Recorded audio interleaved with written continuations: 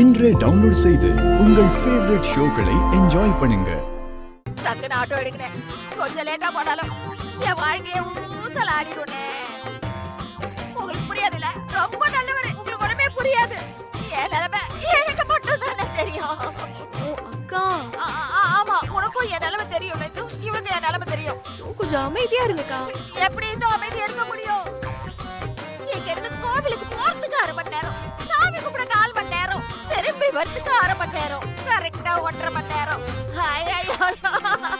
பயத்துல கணக்கெல்லாம் தப்பு சொல்றேனே. 1.25 மணி நேரம் கரெக்டா. வீட்டுல இருந்து கிளம்பி வந்து 2 மணி நேரத்துக்கு மேல ஆச்சு. அந்த ஆளுக்கு நேரத்துக்கு மூக்கு வேர்க்க ஆரம்பிச்சிருக்கோம்.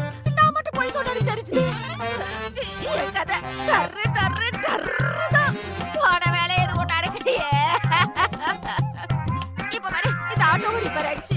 ஐயோ, இங்க இருக்கிற கோவிலுக்கு போறதுக்கு உனக்கு இவ்வளவு நேரமானு என் புருஷன் என்ன விளக்க போறான். அக்கா கொஞ்சம் அமைதியா இருங்கக்கா. நீ வேற இந்த நல்ல நேரத்துல 100 கேள்வி கேட்பான். அந்த மனுஷன் என்ன கேள்வி கேட்க போறானோ தெரியலையே.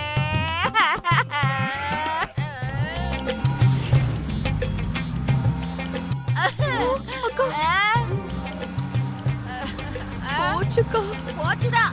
அதால கல்யாணம் பண்ணதுல இருந்து என் மான போச்சு, என் மரியாதை போச்சு, சூடு சொல்றேன் எல்லாம்.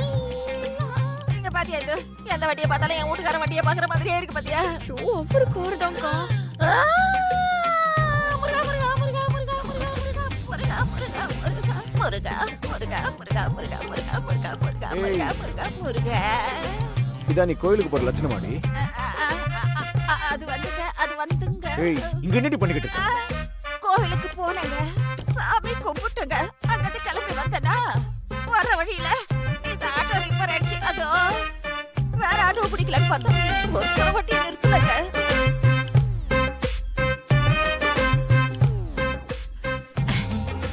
என்னங்க புதுசா பாக்குற மாதிரி அப்படி பாக்குறீங்க? ஏய், கோயிலுக்கு போறேன்னு நெத்தியில விபூதியை காணோம், கையில அர்ச்சனை கூடைய காணோம். ஐயோ, அத மறந்துட்டேனே. அது அந்த கோவில்ல பரிகாரம் பண்ணிட்டு வரவங்க அங்கிருந்து எதுவும் எடுத்துட்டு வரக்கூடாதான்.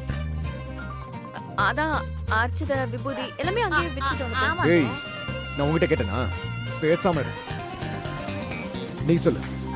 அவ சொல்றது உண்மைதாங்க. அதனாலதான் விபூதி எடுத்துட்டு வரல. எல்லாம் உங்க நல்லதுக்கு தாங்க. சரி, வண்டியில ஏறு. ஏய், நம்ம வண்டியில ஏறி. எங்கங்க? ஏன் எங்கன்னு சொன்னாதான் ஏறுவியா? ஏறி. இந்துங்க.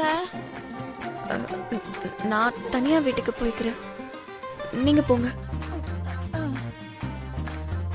படுபாவி, இவனுக்கு விபூதி அடிக்கலான்னு பார்த்தா நமக்கு விபூதி அடிச்சிட்டானே.